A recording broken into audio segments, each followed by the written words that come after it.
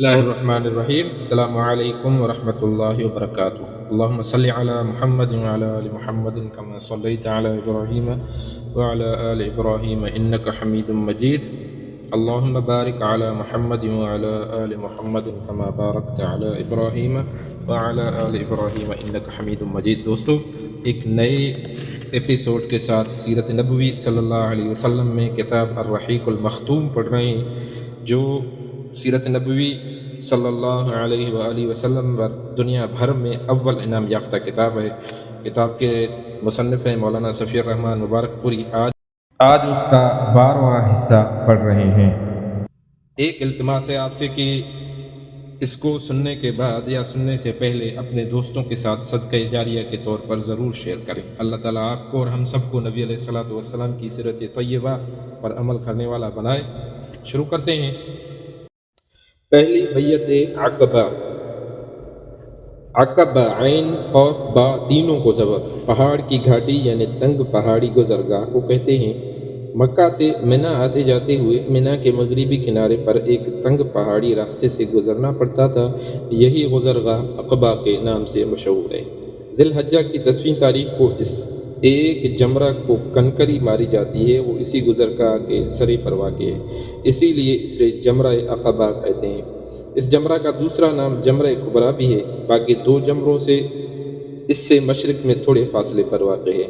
چونکہ منی کا پورا میدان جہاں حجاج قیام کرتے ہیں ان تینوں جمرات کے مشرق میں ہے، اس لیے ساری چہل پہل ادھر ہی رہتی تھی، اور کنکریاں مارنے کے بعد اسی طرف لوگوں کی آمد و رفت کا سلسلہ ختم ہو جاتا تھا۔ اسی لیے نبی صلی اللہ علیہ وآلہ وسلم نے بیعت لینے کے لیے اسی گھاٹی کو منتخب کیا، اور اسی مناسبت سے اس کو بیعت عقبہ کہتے ہیں۔ اب تو پہاڑ کاٹ کر یہاں کشادہ سڑکیں نکال دی گئی ہیں۔ شروع کرتے ہیں۔ پہلے ہم بتا چکے ہیں کہ نبوت کے 11ویں سال موسم حج میں یثرب کے 6 آدمیوں نے اسلام قبول کر لیا تھا، اور رسول اللہ صلی اللہ علیہ وآلہ وسلم سے وعدہ کیا تھا کہ اپنی قوم میں جا کر آپ صلی اللہ علیہ وآلہ وسلم کی رسالت کی تبلیغ کریں گے۔ اس کا نتیجہ یہ ہوا کہ اگلے سال جب موسم حج آیا، یعنی ذی الحجہ 12 سن نبوی میں مطابق جولائی 621 میں، تو 12 آدمی آپ صلی اللہ علیہ وآلہ وسلم کی خدمت میں حاضر ہوئے۔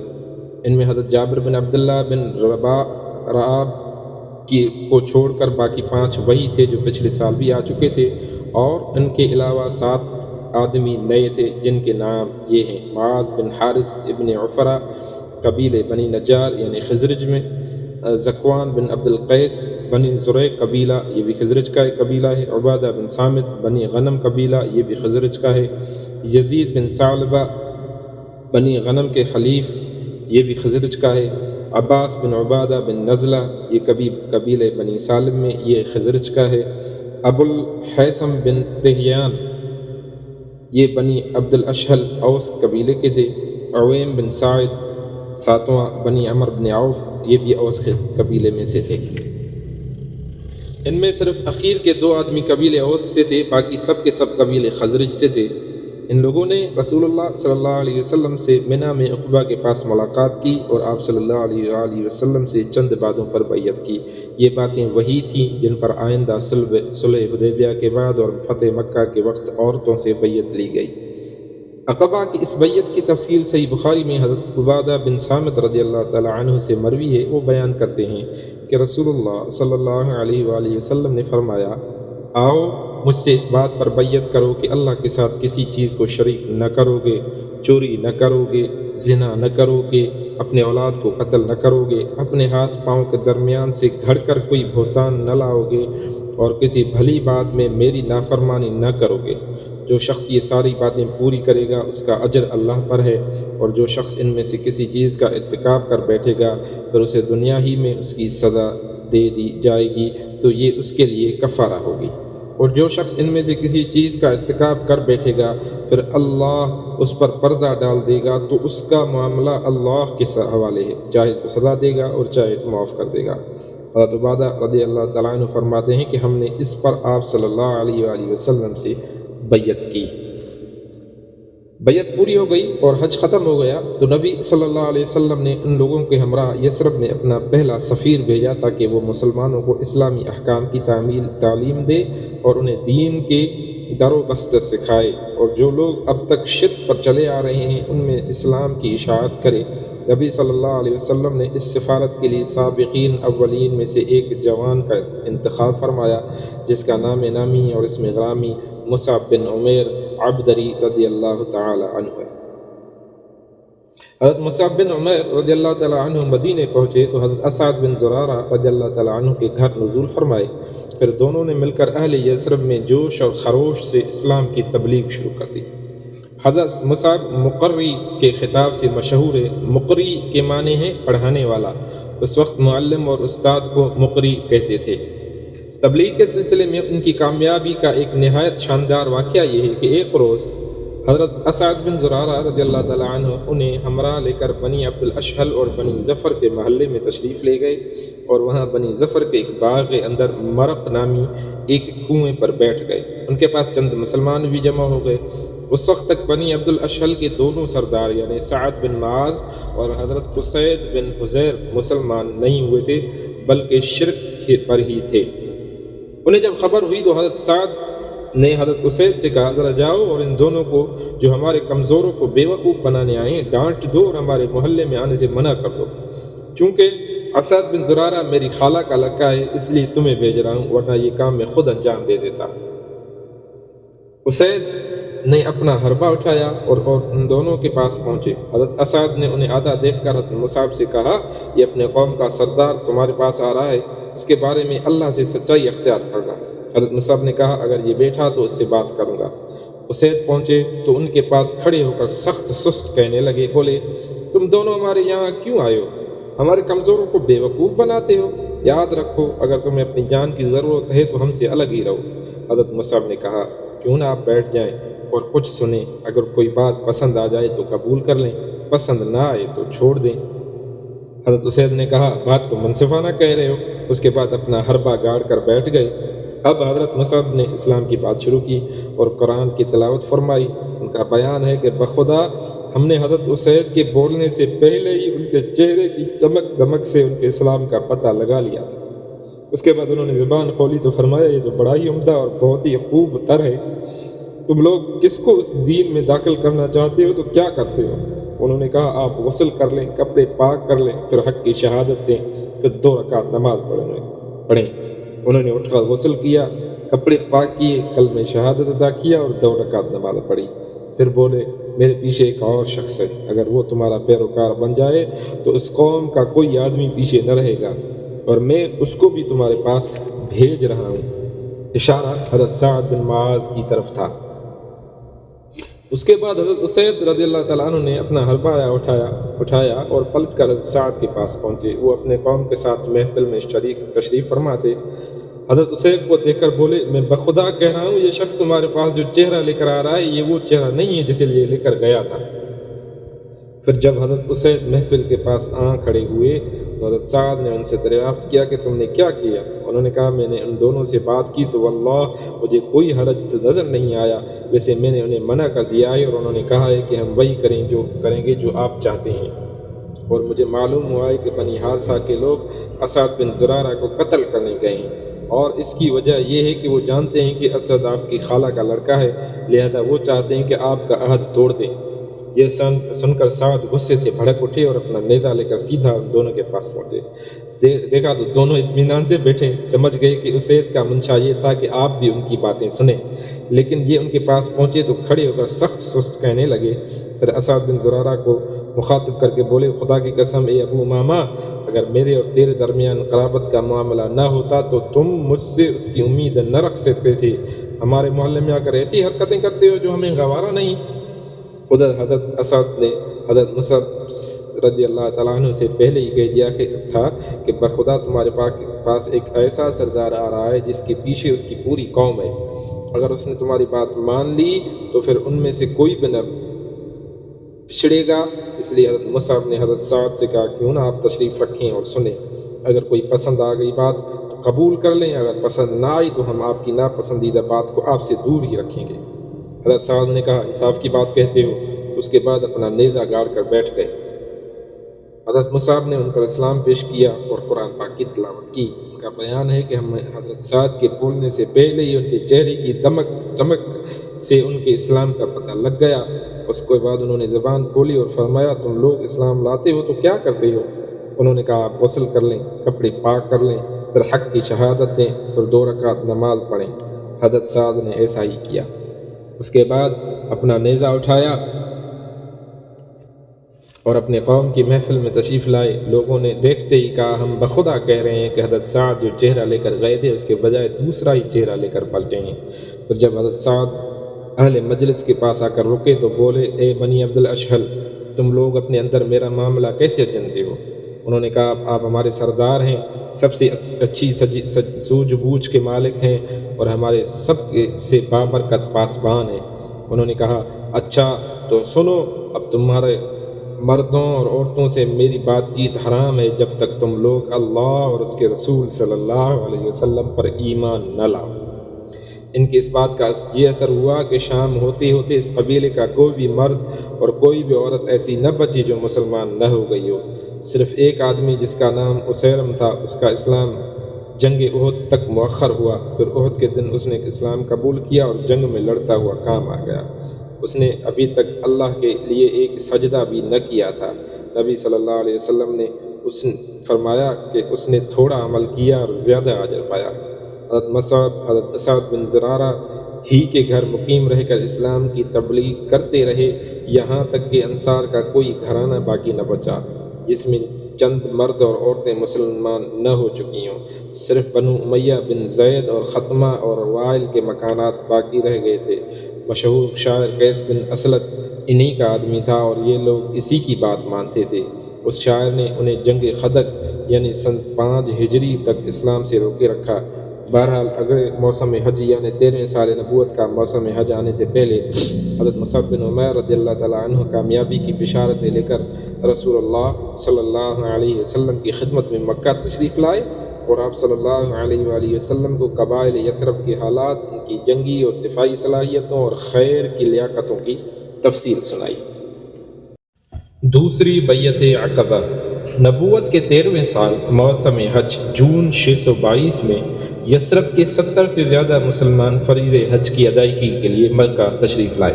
یہ اپنی قوم کے مشرک حاجیوں میں شامل ہو کر آئے تھے اور ابھی یثرب ہی میں تھے یا مکہ کے راستے ہی میں تھے کہ آپس میں ایک دوسرے سے پوچھنے لگے کہ ہم کب تک رسول اللہ صلی اللہ علیہ وآلہ وسلم کو یوں ہی مکہ کی پہاڑوں میں چکر کاٹتے، ٹھوکریں کھاتے اور خوف زدہ کیے جاتے چھوڑے رکھیں گے۔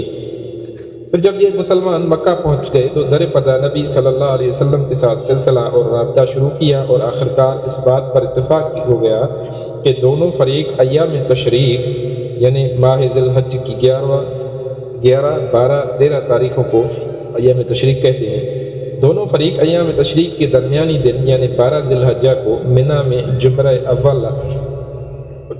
اولا یعنی جمرہ عقبہ کے پاس جو گھاٹی ہے اس میں جمع ہوں اور یہ اجتماع رات کی تاریکی میں بالکل خفیہ طریقے پہ ہو۔ آئیے اب اس تاریخی اجتماع کے احوال انصار کے ایک قائد کی زبانی سنیں کہ یہی وہ اجتماع ہے جس نے اسلام اور بت پرستی کی جنگ میں رفتار زمانہ کا رخ موڑ دیا۔ حضرت کعب بن مالک رضی اللہ تعالیٰ عنہ فرماتے ہیں ہم لوگ حج کے لیے نکلے، رسول اللہ صلی اللہ علیہ وسلم سے ایام تشریق کے درمیانی روز عقبہ میں ملاقات طے ہوئی اور بالآخر وہ رات آ گئی جس میں رسول اللہ صلی اللہ علیہ وآلہ وسلم سے ملاقات طے تھی۔ ہمارے ساتھ ہمارے ایک معزز سردار عبداللہ بن حرام بھی تھے جو ابھی اسلام نہ لائے تھے۔ ہم نے ان کو ساتھ لے لیا تھا، ورنہ ہمارے ساتھ ہماری قوم کے جو مشرکین تھے ہم ان سے اپنا سارا معاملہ خفیہ رکھتے، مگر ہم نے عبداللہ بن حرام سے بات چیت کی اور کہا کہ اے ابو جابر، آپ ہمارے ایک معزز اور شریف سربراہ ہیں اور ہم آپ کو آپ کی موجودہ حالت سے نکالنا چاہتے ہیں تاکہ آپ کل کلاں کو آگ کا ایندھن نہ بن جائیں۔ اس کے بعد ہم نے انہیں اسلام کی دعوت دی اور بتلایا کہ آج عقبہ میں رسول اللہ صلی اللہ علیہ وسلم سے ہماری ملاقات طے ہے۔ انہوں نے اسلام قبول کر لیا اور ہمارے ساتھ عقبہ میں تشریف لے گئے اور نقیب بھی مقرر ہوئے۔ حضرت کعب رضی اللہ تعالیٰ عنہ واقعے کی تفصیلات بیان کرتے ہوئے فرماتے ہیں کہ ہم لوگ حسب دستور اسی رات اپنے قوم کے ہمراہ معاف کیجیے گا اپنے ڈیروں میں سوئے، لیکن جب تہائی رات گزر گئی تو اپنے ڈیروں سے نکل کر رسول اللہ صلی اللہ علیہ وسلم کے ساتھ طے شدہ مقام پر پہنچے۔ ہم اس طرح چپکے دبک کر نکلتے تھے جیسے چڑیا گھونسلے سے سکڑ کر نکلتی ہے، یہاں تک کہ ہم سب اقبا میں جمع ہو گئے۔ ہماری کل تعداد 75 تھی، 73 مرد اور 2 عورتیں۔ ایک عمارہ نصیبہ بنت کعب تھی جو قبیلے بنو مازن بن نجار سے تعلق رکھتی تھی، دوسری منیع اسماء بنت عمر تھی جن کا تعلق قبیلے بنو سلمہ سے تھا۔ ہم سب گھاٹی میں جمع ہو کر رسول اللہ صلی اللہ علیہ وآلہ وسلم کا انتظار کرنے لگے، اور آخر وہ لمحہ آ ہی گیا جب آپ تشریف لائے۔ آپ کے ساتھ آپ کے چچا حضرت عباس بن عبد المطلب بھی تھے۔ وہ اگرچہ ابھی تک اپنے قوم کے دین پر تھے، مگر چاہتے تھے کہ اپنے بھتیجے کے معاملے میں موجود رہیں اور ان کے لیے پختہ اطمینان حاصل کر لیں۔ سب سے پہلے بات بھی انہوں نے ہی شروع کی۔ مجلس مکمل ہو گئی تو دینی اور فوجی تعاون کے عہد و پیمان کو قطعی اور آخری شکل دینے کے لیے گفتگو کا آغاز ہوا۔ رسول اللہ صلی اللہ علیہ وسلم کے چچا حضرت عباس نے سب سے پہلے زبان کھولی۔ ان کا مقصود یہ تھا کہ وہ پوری صراحت کے ساتھ اس ذمہ داری کی نزاکت واضح کر دیں جو اس عہد و پیمان کے نتیجے میں ان حضرات کے سر پڑنے والی تھی۔ چنانچہ انہوں نے کہا، خزرج کے لوگوں، عام اہل عرب انصار کے دونوں ہی قبیلے یعنی خزرج اور اوس کو خزرج ہی کہتے تھے۔ ہمارے اندر محمد صلی اللہ علیہ وسلم کی جو حیثیت ہے وہ تمہیں معلوم ہے۔ ہماری قوم کے جو لوگ دین نقطہ نظر سے ہماری ہی جیسی رائے رکھتے ہیں، ہم نے محمد صلی اللہ علیہ وسلم کو ان سے محفوظ رکھا ہے۔ وہ اپنی قوم اور اپنے شہر میں قوت اور عزت اور طاقت اور حفاظت کے اندر ہے، مگر اب وہ تمہارے یہاں جانے اور تمہارے ساتھ لائق ہونے پر مصر ہیں۔ لہذا اگر تمہارا یہ خیال ہے کہ تم انہیں جس چیز کی طرف بلا رہے ہو اسے نبھا لو گے اور انہیں ان کے مخالفین سے بچا لو گے، تب تو ٹھیک ہے، تم نے جو ذمہ داری اٹھائی ہے اسے تم جانو۔ لیکن اگر تمہارا یہ اندازہ ہے کہ تم انہیں اپنے پاس لے جانے کے بعد ان کا ساتھ چھوڑ کر کنارہ کش ہو جاؤ گے تو پھر ابھی سے انہیں چھوڑ دو، کیونکہ وہ اپنے قوم اور اپنے شہر میں بہرحال عزت اور حفاظت سے ہیں۔ حضرت کعب کہتے ہیں کہ ہم نے عباس سے کہا کہ آپ کی بات ہم نے سن لی، اب اللہ کے رسول صلی اللہ علیہ وسلم آپ گفتگو فرمائیے اور اپنے لیے اور اپنے رب کے لیے جو عہد و پیمان پسند کریں لیجیے۔ اس جواب سے پتہ چلتا ہے کہ اس عظیم ذمہ داری کو اٹھانے اور اس کے پرخطر نتائج کو جھیلنے کے سلسلے میں انصار کے عزم میں محکم شجاعت اور ایمان اور جوش اور اخلاص کا کیا حال تھا۔ اس کے بعد رسول اللہ صلی اللہ علیہ وآلہ وسلم نے گفتگو فرمائی۔ آپ نے پہلے قرآن کی تلاوت کی، اللہ کی طرف دعوت دی اور اسلام کی ترغیب دی۔ اس کے بعد بیعت ہوئی۔ بیعت کے دفعات کیا ہیں؟ بیعت کا واقعہ امام احمد نے حضرت جابر رضی اللہ تعالیٰ عنہ سے تفصیل کے ساتھ روایت کیا ہے۔ حضرت جابر کا بیان ہے کہ ہم نے عرض کی کہ اللہ کے رسول، ہم آپ سے کس بات پر بیعت کریں؟ آپ صلی اللہ علیہ وآلہ وسلم نے فرمایا، اس بات پر کہ چستی اور سستی ہر حال میں بات سنو گے اور مانو گے، دوسرا تنگی اور خوشحالی ہر حال میں مال خرچ کرو گے، تیسرا بھلائی کا حکم دو گے اور برائی سے روکو گے، چوتھا اللہ کی راہ میں اٹھ کھڑے ہوگے اور اللہ کے معاملے میں کسی ملامت گر کی ملامت کی پرواہ نہ کرو گے، پانچواں، اور جب میں تمہارے پاس آ جاؤں گا تو تم میری مدد کرو گے اور جس چیز سے اپنی جان اور اپنے بال بچوں کی حفاظت کرتے ہو اس سے میری بھی حفاظت کرو گے اور تمہارے لیے جنت ہے۔ حضرت کعب رضی اللہ تعالیٰ عنہ کی روایت ہے کہ جسے ابن اسحاق نے ذکر کیا ہے کہ صرف آخری دفعہ 5 کا ذکر ہے، چنانچہ اس میں کہا گیا ہے کہ رسول اللہ صلی اللہ علیہ وآلہ وسلم نے قرآن کی تلاوت، اللہ کی طرف دعوت اور اسلام کی ترغیب دینے کے بعد فرمایا، میں تم سے اس بات پر بیعت لیتا ہوں کہ تم اس چیز سے میری حفاظت کرو گے جس سے اپنے بال بچوں کی حفاظت کرتے ہو۔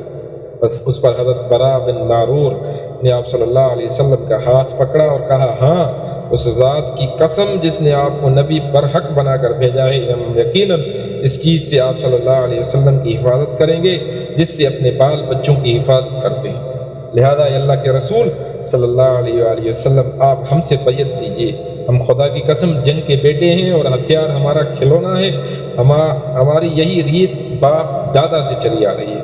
حضرت کعب کہتے ہیں کہ حضرت بابا رسول اللہ صلی اللہ علیہ وسلم سے بات کر ہی رہے تھے کہ ابو الحیثم بن تہیان نے بات کاٹتے ہوئے کہا، اے اللہ کے رسول صلی اللہ علیہ وآلہ وسلم، ہمارے کچھ اور لوگ یعنی یہود کے درمیان عہد و پیمان کی رسیاں ہیں اور اب ہم ان رسیوں کو کاٹنے والے ہیں، تو کہیں ایسا تو نہیں ہوگا کہ ہم ایسا کر ڈالیں پھر اللہ آپ صلی اللہ علیہ وسلم کو غلبہ اور ظہور عطا فرمائے تو آپ ہمیں چھوڑ کر اپنی قوم کی طرف پلٹ کر آئیں۔ یہ سن کر رسول اللہ صلی اللہ علیہ وسلم نے تبسم فرمایا اور فرمایا، نہیں، بلکہ آپ لوگوں کا خون میرا خون اور آپ لوگوں کی بربادی میری بربادی ہے، میں آپ سے ہوں اور آپ مجھ سے ہیں، جس سے آپ جنگ کریں گے اس سے میں جنگ کروں گا اور جس سے آپ سلو کریں گے اس سے میں سلو کروں گا۔ بیعت کے شرائط کے متعلق گفتگو شدید مکمل ہو چکی اور لوگوں نے بیعت شروع کرنے کا ارادہ کیا تو صف اول کے 2 مسلمان جو سن 11 نبوت اور سن 12 نبوت کے ایام حج میں مسلمان ہوئے تھے یکے بعد دیگر اٹھے تاکہ لوگوں کے سامنے ان کی ذمہ داری کی نزاکت اور خطرناکی کو اچھی طرح واضح کر دیں اور یہ لوگ معاملے کے سارے پہلوؤں کو اچھی طرح سمجھ لینے کے بعد ہی بیعت کریں۔ اس سے یہ بھی پتہ لگانا مقصود تھا کہ قوم کس حد تک قربانی دینے کے لیے تیار ہے۔ ابن اسحاق کہتے ہیں کہ جب لوگ بیعت کے لیے جمع ہو گئے تو حضرت عباس بن عبادہ بن نضلہ نے کہا، تم لوگ جانتے ہو کہ ان سے، یعنی اشارہ نبی صلی اللہ علیہ وآلہ وسلم کی طرف تھا، کہ کس بات پر بیعت کر رہے ہو؟ جی ہاں کی آوازوں پر عباس رضی اللہ تعالیٰ عنہ نے کہا، تم ان سے سرخ اور سیاہ لوگوں سے جنگ پر بیعت کر رہے ہو۔ اگر تمہارا یہ خیال ہو کہ جب تمہارا اموال کا صفایا کر دیا جائے گا اور تمہارے اشراف قتل کر دیے جائیں گے تو تم ان کا ساتھ چھوڑ دو گے تو ابھی سے چھوڑ دو، کیونکہ اگر تم نے انہیں لے جانے کے بعد چھوڑ دیا تو یہ دنیا اور آخرت کی رسوائی ہوگی۔ اور اگر تمہارا یہ خیال ہے کہ تم مال کی تباہی اور اشراف کے قتل کے باوجود عہد نبھاؤ گے جس کی طرف تم نے انہیں بلایا ہے تو پھر بے شک تم انہیں لے لو، کیونکہ یہ خدا کی قسم دنیا اور آخرت کی بھلائی ہے۔ اس پر سب نے بیک آواز کہا کہ ہم مال کی تباہی اور اشراف کے قتل کا خطرہ مول لے کر انہیں قبول کرتے ہیں۔ ہاں اے اللہ کے رسول، ہم نے یہ عہد پورا کیا تو ہمیں اس کے عوض کیا ملے گا؟ آپ صلی اللہ علیہ وسلم نے فرمایا، جنت۔ لوگوں نے عرض کیا، اپنا ہاتھ پھیلائیے۔ آپ صلی اللہ علیہ وسلم نے ہاتھ پھیلایا اور لوگوں نے بیعت کی۔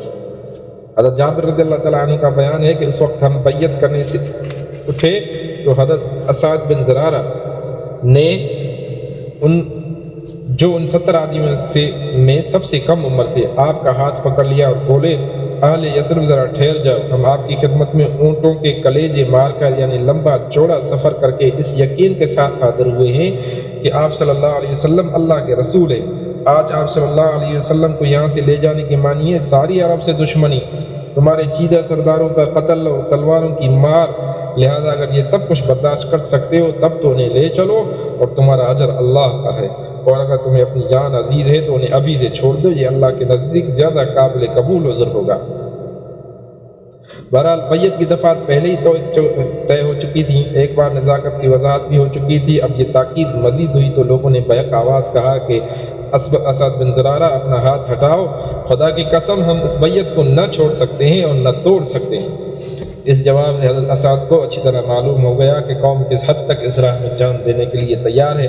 در حقیقت اسعد بن زرارہ حضرت مصعب بن عمیر کے ساتھ مل کر مدینے میں اسلام کے سب سے بڑے مبلغ تھے، اس لیے طبعی طور پر وہی ان بیعت کنندگان کے دینی سربراہ بھی تھے، اس لیے سب سے پہلے انہوں نے بیعت بھی کی۔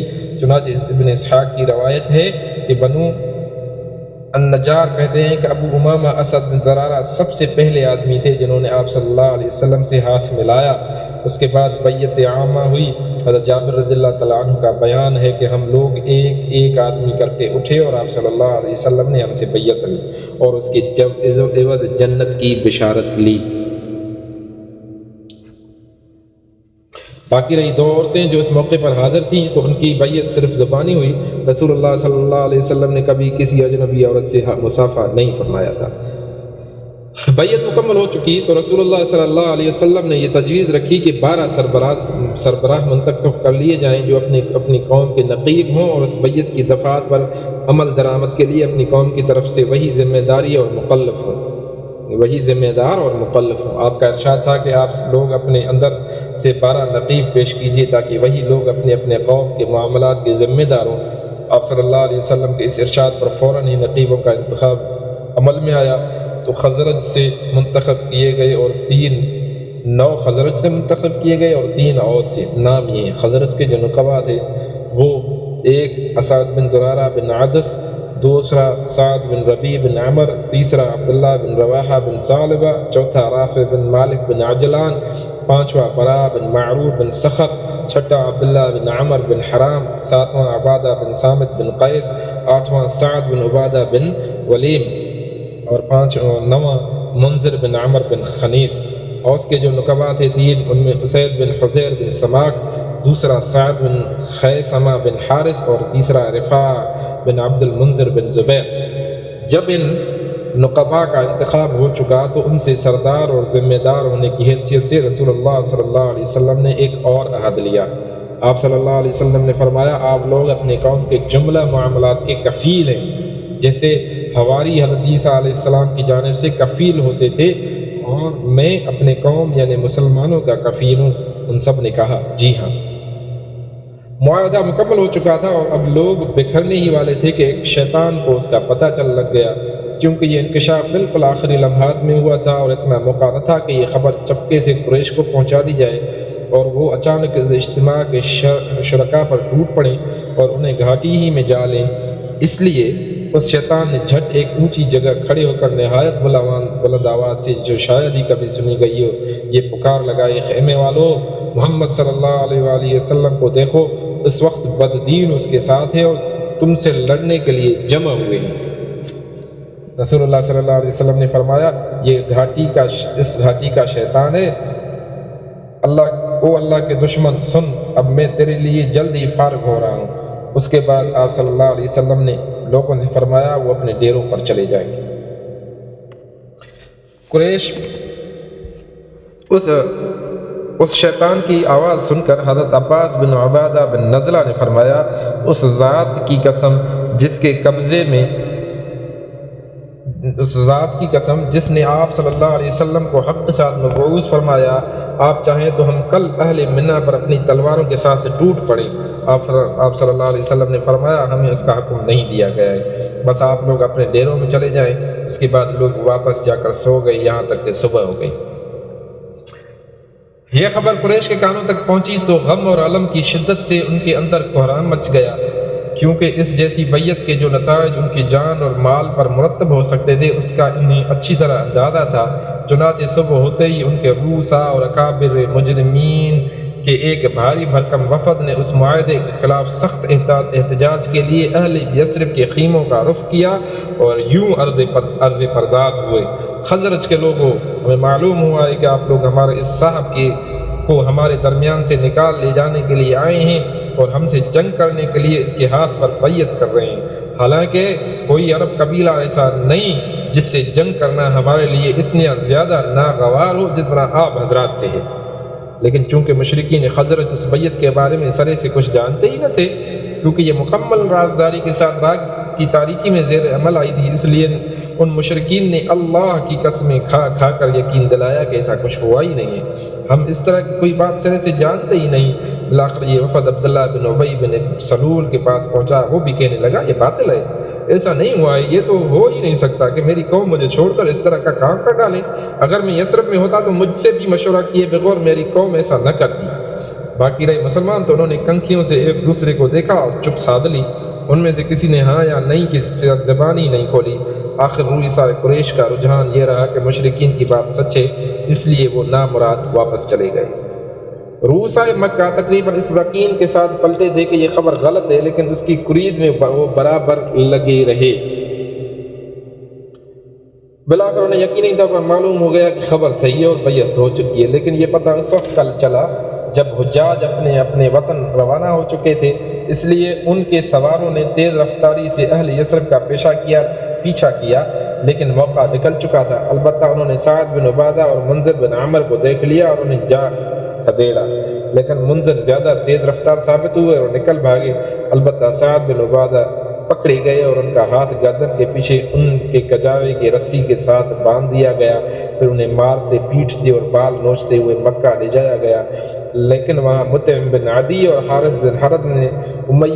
حرب بن امیہ نے آ کر چھڑا دیا، کیونکہ ان دونوں کے جو قافلے مدینے سے گزرتے تھے وہ حضرت سعد ہی کی پناہ میں گزرتے تھے۔ ادھر انصار ان کی گرفتاری کے بعد باہم مشورہ کر رہے تھے کہ کیوں نہ دھاوا بول دیا جائے، مگر اتنے میں وہ دکھائی پڑ گئے۔ اس کے بعد تمام لوگ بخیریت مدینہ پہنچ گئے۔ یہی عقبہ کی دوسری بیعت ہے جسے بیعت عقبہ کبریٰ کہا جاتا ہے۔ یہ بیعت ایک ایسی فضا میں زیر عمل آئی جس پر محبت اور وفاداری، منتشر اہل ایمان کے درمیان تعاون اور تناصر، باہمی اعتماد اور جان سپاری اور شجاعت کے جذبات چھائے ہوئے تھے۔ چنانچہ یثربی اہل ایمان کے دل اپنے کمزور مکی بھائیوں کی شفقت سے لبریز تھے۔ ان کے اندر ان بھائیوں کی حمایت کا جوش تھا اور ان پر ظلم کرنے والوں کے خلاف غم اور غصہ تھا۔ ان کے سینے اپنے اس بھائی کی محبت سے سرشار تھے جسے دیکھے بغیر محض للہ فی اللہ اپنا بھائی قرار دے لیا تھا۔ اور یہ جذبات اور احساسات محض کسی عارضی کشش کا نتیجہ نہ تھا جو دن گزرنے کے ساتھ ختم ہو جاتی ہے، بلکہ اس کا منبع ایمان باللہ، ایمان بالرسول اور ایمان بالکتاب تھا، یعنی وہ ایمان جو ظلم اور عدوان کی کسی بڑی سے بڑی قوت کے سامنے سرنگوں نہیں ہوتا، وہ ایمان کہ جب اس کی بات پہاڑی چلتی ہے تو عقیدہ عمل میں عجائبات کا ظہور ہوتا ہے۔ اسی ایمان کے بدولت مسلمانوں نے صفات زمانہ پر ایسے کارنامے ثبت کیے اور ایسے آثار اور نشانات چھوڑے کہ ان کے نظیر سے ماضی اور حال حاضر خالی ہیں اور غالباً مستقبل بھی خالی ہی رہے گا۔